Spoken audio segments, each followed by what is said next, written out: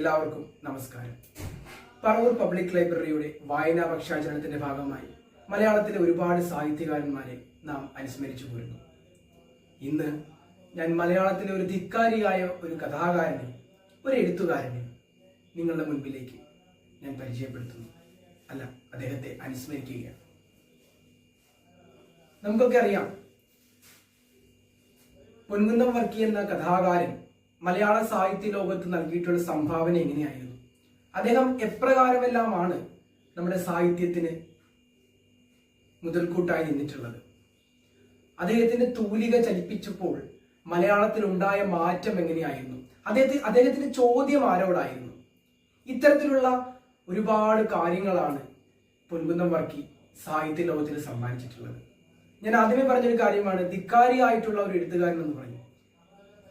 അദ്ദേഹത്തിന്റെ ധിക്കാരം പൗരോഹിത്യത്തിനോടായിരുന്നു, അദ്ദേഹത്തിന്റെ മതത്തിനോടായിരുന്നു, തന്റെ സഭയോടായിരുന്നു.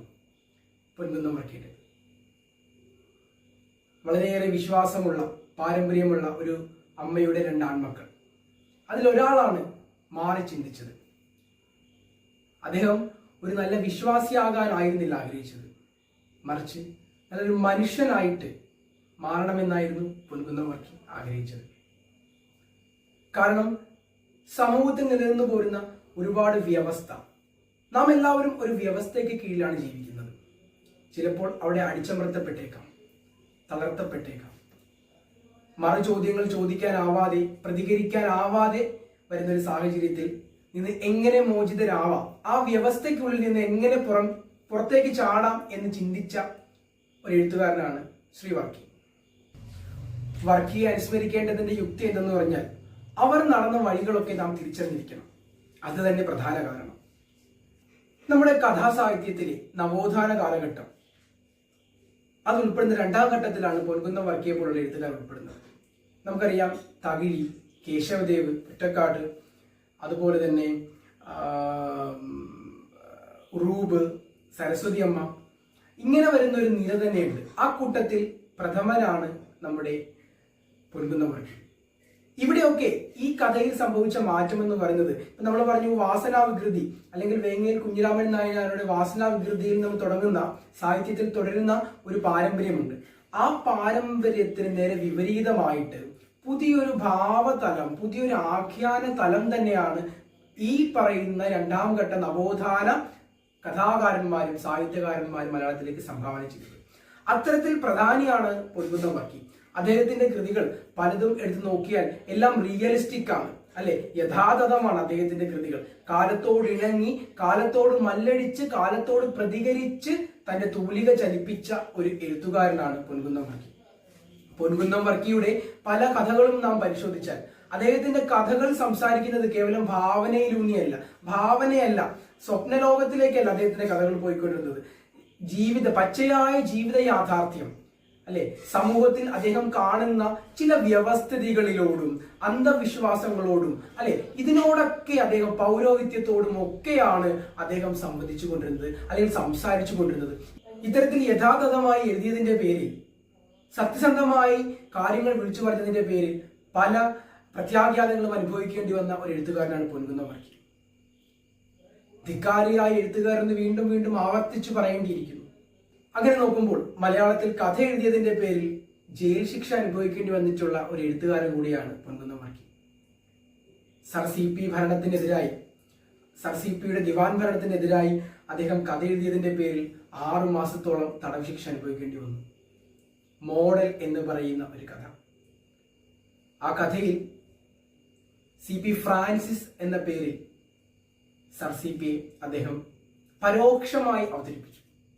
അമേരിക്കൻ മോഡൽ ഇവിടെ സ്ഥാപിക്കാനുള്ള അദ്ദേഹത്തിന്റെ ആ നയതന്ത്രത്തിനെതിരെ, അല്ലെങ്കിൽ ഇത്തരം ചിന്താഗതിയോടും ഇത്തരം വ്യവസ്ഥയോടും ഒക്കെ തന്റെ സാഹിത്യത്തിലൂടെ അദ്ദേഹം പരോക്ഷമായി തന്നെ വിമർശിക്കുകയും ഒക്കെ ചെയ്തു.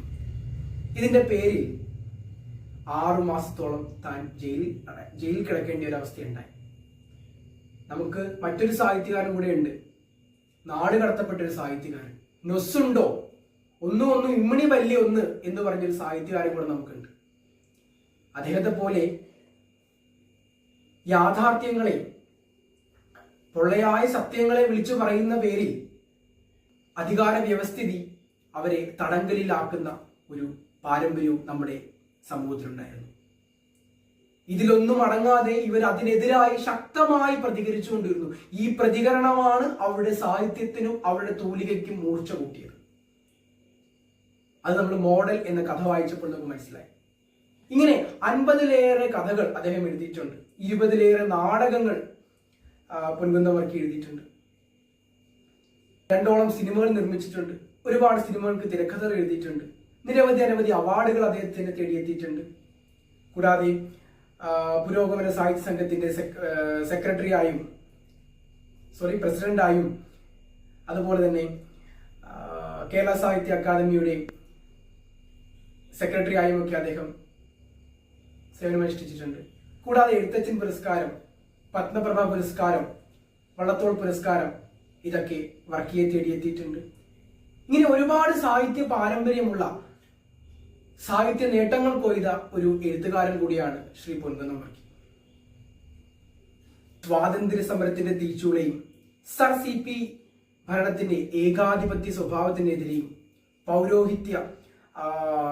പൗരോഹിത്യത്തോടുള്ള തന്റെ അമർഷവും ഒക്കെ തുറന്നു കാട്ടവേ അദ്ദേഹം അനുഭവിക്കേണ്ടി വന്ന യാതനകളും അല്ലെങ്കിൽ ബുദ്ധിമുട്ടുകളും ഒന്നും ചെറുതല്ല. അദ്ദേഹം തന്റെ ഒരു ക്രൈസ്തവനാണെങ്കിൽ പോലും തന്റെ സഭയ്ക്കുള്ളിലെ പുരോഹിതന്മാരുടെ ചില അനീതികളെയും അല്ലെങ്കിൽ അന്ധവിശ്വാസങ്ങളെയും ഒക്കെ ചോദ്യം ചെയ്ത ഒരു കഥാകാരനാണല്ലോ പൊൻകുന്നം വർക്കി. അത് നാം വിസ്മരിച്ചുകൂടാ. അദ്ദേഹം ആ പൗരോഹിത്യത്തിനകത്ത് നടക്കുന്ന ചില ക്രമക്കേടുകളെയും അനീതികളെയും അന്ധവിശ്വാസങ്ങളെയും പൊള്ളത്തരങ്ങളെയും ഒക്കെ തുറന്നു കാട്ടിക്കൊണ്ടേയിരുന്നു. അദ്ദേഹത്തിന്റെ പല കഥകളിലൂടെയും അദ്ദേഹം രൂക്ഷമായി തന്നെ തന്റെ സഭയെ വിമർശിച്ച ഒരു വ്യക്തിയാണ് പൊൻകുന്നം വർക്കി.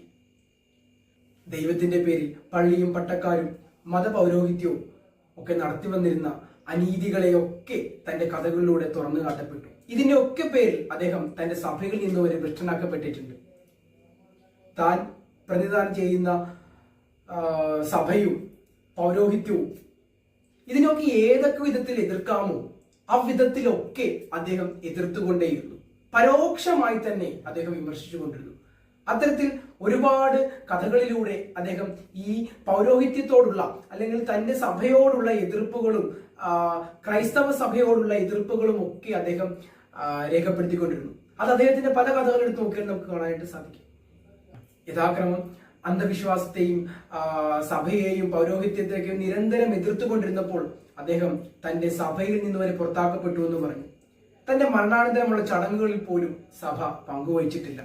അദ്ദേഹത്തെ പൂർണ്ണമായും ഒഴിവാക്കുകയായിരുന്നു. ആ ഒരു മരണാനന്തര ചടങ്ങുകളിൽ പോലും അദ്ദേഹത്തെ ബഹിഷ്കരിക്കുകയായിരുന്നു. ഒരു പ്രതിഷേധത്തിന്റെ ഒരു തീച്ചൂളയിൽ നിന്ന് പൊങ്ങി വരുന്ന ഒരു രാഷ്ട്രീയ പാരമ്പര്യം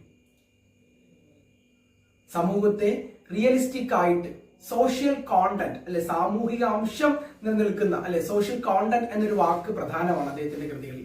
ഈ സോഷ്യൽ കോണ്ടന്റ് എന്ന വാക്കില് ആ വാക്ക് പറയുമ്പോൾ പോലും അദ്ദേഹത്തിന്റെ കൃതികളിൽ അദ്ദേഹം ഉൾപ്പെടുത്തിയിരുന്ന അദ്ദേഹത്തിന്റെ കഥകളിൽ അദ്ദേഹം ഉൾക്കൊള്ളിച്ചിരുന്ന സാമൂഹിക അംശങ്ങൾ എത്രത്തോളമാണ്, ഏതൊക്കെ തരത്തിൽ വിപ്ലവം സൃഷ്ടിക്കാൻ പറ്റിയ, വിസ്ഫോടനം സൃഷ്ടിക്കാൻ പറ്റിയ കാര്യങ്ങളായിരുന്നു ലളിതമായ ചൂലികയിലൂടെ പൊൻകുന്നം വർക്കി അവതരിപ്പിച്ചിരുന്നത്. അത് തന്നെയായിരുന്നു അദ്ദേഹത്തിന്റെ കഥയുടെ വിജയവും എന്ന് ഞാൻ വിശ്വസിക്കുന്നു. അദ്ദേഹത്തിന്റെ പല കഥകൾ വായിക്കുമ്പോൾ ആ വഴവട്ട് ആയിക്കോട്ടെ, അല്ലെങ്കിൽ മോഡൽ ആയിക്കോട്ടെ, ശബ്ദിക്കുന്ന കളിപ്പി ആയിക്കോട്ടെ, റിക്ഷാക്കാരനായിക്കോട്ടെ, ഇങ്ങനെ പല കഥകൾ വായിക്കുമ്പോഴും ലളിതമായി തന്നെ അധികമായി സാങ്കേതിക പദങ്ങളൊന്നും ഉപയോഗിക്കാതെ ലളിതമായുള്ള ഭാഷയിൽ അദ്ദേഹം പല കാര്യങ്ങളും അവതരിപ്പിച്ചു എന്നുള്ളതിലാണ് അദ്ദേഹത്തിന്റെ സാഹിത്യത്തിലുള്ള വിജയവും അദ്ദേഹത്തെ സാഹിത്യ ലോകത്ത് ഇത്രയേറെ ശ്രദ്ധിക്കപ്പെടുന്നതും നാം ഇന്നും അനുസ്മരിക്കുന്നതും. പ്രധാനമായും ഇന്ന് അക്കാദമിക തലങ്ങളിൽ പോലും ഉൾപ്പെടുത്തിയിട്ടുള്ള ഒരു അദ്ദേഹത്തിന്റെ കഥയാണ് ശബ്ദിക്കുന്ന കലപ്പ. നമ്മളൊക്കെ ബിരുദ കാലഘട്ടങ്ങളിലും കഥാസാഹിത്യം ഒരു പേപ്പർ പഠിക്കുമ്പോൾ പോലും ശബ്ദിക്കുന്ന കലപ്പ എന്ന കഥ പഠിക്കാതെ മുന്നോട്ട് പോയിട്ടില്ല. കർഷകന്റെയും കാളയുടെയും ആത്മബന്ധം, അതിലെ വൈരുദ്ധ്യങ്ങൾ, സമൂഹത്തിൽ പ്രതിഫലിപ്പിക്കുന്ന ചില ചിന്തകൾ, ഇതൊക്കെ നമ്മളെ ഒരു പുനർവിചിന്തനം തന്നെ ചെയ്യുകയാണ് ഇത്തരം കഥകൾ. അത് തന്നെയാണ് അദ്ദേഹത്തിന്റെ മിടുക്ക്. ഞാൻ പറഞ്ഞു മോഡൽ എന്ന കഥ. ഈ മോഡൽ എന്ന കഥയിൽ സർ CP യുടെ ഭരണപരമായിട്ടുള്ള ഏകാധിപത്യവും ആ ഒരു അടിച്ചമർത്തലും ആ വ്യവസ്ഥയ്ക്കുള്ളിൽ ജീവിക്കേണ്ടി വരുന്ന ഒരു ചുറ്റുപാടിനെ അദ്ദേഹം പരോക്ഷമായി എതിർത്തു എന്നുള്ളതാണ് മോഡൽ എന്ന കഥയുടെ വിജയവും. ആ കഥ നമുക്ക് ഇന്നും പ്രസക്തമാണ്, ഇന്നും വായിക്കപ്പെടുന്നു, പല വായനകൾ ആ കഥയ്ക്കും ആവശ്യമായി വരുന്നു. അത്തരത്തിൽ ചിന്തിക്കേണ്ടിയിരിക്കുന്നു വർക്കിയുടെ തൂലികയെക്കുറിച്ച്. പിന്നെ അദ്ദേഹം പറഞ്ഞ മറ്റൊരു കാര്യം, ആരെയൊക്കെ ആക്ഷേപിക്കുന്നു എന്നതിലല്ല, ഒരാളെ ആക്ഷേപിക്കുന്നു എന്നതിലല്ല അദ്ദേഹത്തിന്റെ കഥയുടെ പ്രസക്തി ഇരിക്കുന്നത്. ഒരു വ്യക്തിയെ എങ്ങനെ നന്നാക്കുന്നു എന്നതിലാണ് അതിന്റെ മിടുക്കിരിക്കുന്നതെന്ന് അദ്ദേഹം തന്നെ പറഞ്ഞിട്ടുണ്ട്. അത്തരത്തിൽ ഒരു കഥയാണ് റിക്ഷാക്കാരൻ എന്ന് പറയുന്ന കഥ. പൊൻകുന്നം വർക്കിയുടെ ആദ്യകാല കഥകളിൽ ഒന്നാണ് റിക്ഷാക്കാരൻ. ആ കഥയിൽ അദ്ദേഹം ഇപ്രകാരം പറയുന്നു: അഭിമാനമോ ലജ്ജയോ ഇല്ലാത്തൊരു മൃഗമാണ് കഴുത. എങ്കിലും അത് ചുമക്കുന്നത് മറ്റൊരു കഴുതയെയല്ല, മനുഷ്യൻ മാത്രമാണ്. മനുഷ്യനെ കഴുതയായി ഉപയോഗിച്ച് സുഖിക്കുക. അടിമ കച്ചവടം നിർത്തിയെന്ന് അവൻ അഭിമാനിക്കുന്നുമുണ്ട്. ഇങ്ങനെയാണ് ഇത് പറയുന്നത്. ആ കഥയിൽ റിക്ഷാക്കാരനായിട്ടുള്ള ഒരു മാത്തൻ എന്നൊരു കഥാപാത്രമാണ്. മാത്തന് എന്നും ദാരിദ്ര്യമാണ്, ദാരിദ്ര്യവും പട്ടിണിയും കഷ്ടപ്പാടൊക്കെയാണ്. പക്ഷേ മാത്തന് ഒരു കാമുകിയുണ്ട്, പേര് മറിയം എന്നാണ്. അങ്ങനെ മാത്തന്റെ അവസ്ഥകളൊക്കെ മറിയത്തിന് അറിയാമെങ്കിലും മാത്തനെ മതിമറന്ന് സ്നേഹിച്ചിരുന്ന ഒരു പെൺകുട്ടിയായിരുന്നു മറിയം. അങ്ങനെ പ്രസവവേദനയെ തുടർന്ന് മാത്തൻ മറിയത്തിനെ കൊണ്ട് ഒരു ഡോക്ടറെ സമീപിക്കുവാനായിട്ട് പോകുന്നു. ഡോക്ടറെ സമീപിക്കുവാൻ പോകുമ്പോൾ അദ്ദേഹം ഡോക്ടർ പണത്തെയാണ് ആഗ്രഹിച്ചത്. ഇവരുടെ കയ്യിൽ അധികം പണമില്ലെന്നറിഞ്ഞ് ഡോക്ടർ പതിയെ അവിടെ നിന്ന് ഒഴിഞ്ഞു മാറുകയായിരുന്നു. പിന്നെ മാത്തൻ ഒരു പുരോഹിതനെ സമീപിക്കുന്നു. പണമുണ്ടായിട്ടും യാതൊരു കാരുണ്യവുമില്ലാതെ അദ്ദേഹം മാത്തനെ പറഞ്ഞയക്കുന്നു. തോട്ടത്തൊഴിലാളിയായ പരീതാണ് 5 രൂപ മാത്തൻ നൽകുന്നത്. ആ 5 രൂപയും കൊണ്ട് വൈദ്യന്റെ അടുത്ത് എത്തുമ്പോഴേക്കും സമയം ഒത്തിരി അതിക്രമിച്ചിരിക്കുന്നു. ആ സമയം വൈകിപ്പോയത് കൊണ്ട് തന്റെ പ്രിയതമ അവിടെ ഇല്ലാതെയാവുന്നു. അത് മാത്തനെ ഭ്രാന്തനാക്കി. അങ്ങനെ മാത്തൻ ഡോക്ടറെ കൊല്ലുവാൻ ശ്രമിച്ചു. അതിന്റെ പേരിൽ മാത്തൻ ജയിലിൽ അടയ്ക്കപ്പെട്ടു. അങ്ങനെ ജയിൽ ചാടി മാത്തൻ നേരെ വന്ന് മറിയത്തിന്റെ കുഴിമാടത്തിന് നേരെ ഇരിക്കുന്നത് ഡോക്ടർ കണ്ടു. ആ കാഴ്ച കണ്ട് ഡോക്ടർക്ക് ഹൃദയാഘാതമുണ്ടായി. അദ്ദേഹം അവിടെ മരണമടയും. ഇങ്ങനെ ഉള്ളൊരു കഥാപശ്ചാത്തലമാണ് റിക്ഷാക്കാരനിൽ പറയുന്നത്. പക്ഷെ ഈ കഥയിൽ ഒരുപാട് കാര്യങ്ങൾ പൊൻകുന്നം വർക്കി പറയാൻ ആഗ്രഹിക്കുന്നുണ്ട്. ചെറിയൊരു കഥയാണെങ്കിൽ പോലും കാരുണ്യത്തിന്റെയും സ്നേഹത്തിന്റെയും കപട സംസ്കാരത്തിന്റെയും പൗരോഹിത്യത്തിന്റെ ഉള്ളിൽ ഒളിഞ്ഞിരിക്കുന്ന ആ ഒരു ഇരുട്ടിന്റെയും ഒക്കെ ചില യാഥാർത്ഥ്യങ്ങൾ അദ്ദേഹം പരോക്ഷമായി തന്നെ ഈ കഥയിലൂടെ അദ്ദേഹം പറയുകയാണ്. പ്രസവവേദന അനുഭവിക്കുന്ന മറിയത്തിനെ മറിയം എന്ന് പേര് നൽകിയതും കഥാകാരൻ പല കാര്യങ്ങളും ധ്വനിപ്പിക്കുകയാണ്. ഇത്തരത്തിൽ അദ്ദേഹത്തിന്റെ കഥകളിൽ നിരവധി രാഷ്ട്രീയങ്ങൾ, സാമൂഹികമായിട്ടുള്ള അല്ലെങ്കിൽ രാഷ്ട്രീയമായിട്ടുള്ള പല കാര്യങ്ങളെയും അദ്ദേഹം കുത്തി പറയുകയാണ്. അതാണ് പൊൻകുന്നം വർക്കിയുടെ രചനയുടെ പ്രത്യേകത.